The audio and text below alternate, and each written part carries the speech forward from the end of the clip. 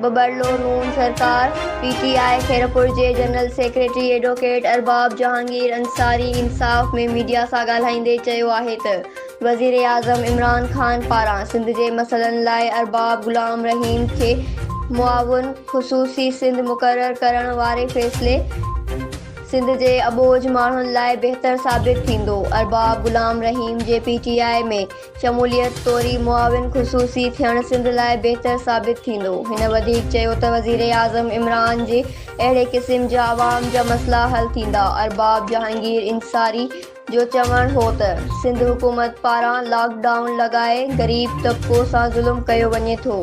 Lockdown जे नतीजे में कारोबार मुकमल तौर ते बंदि हुजण सबबि ग़रीब ख़ानदान फ़ाक़ा कशी जो शिकार बणियल आहिनि। सिंध हुकूमत खे उन्हनि जो को बि एहसास नाहे। ग़रीब माण्हुनि जे वाहर ऐं सहायता करण बावजूदि हिननि सां ज़ुल्म कयो वञे थो, जंहिं जी मज़म्मत करियूं था। Sindh express news.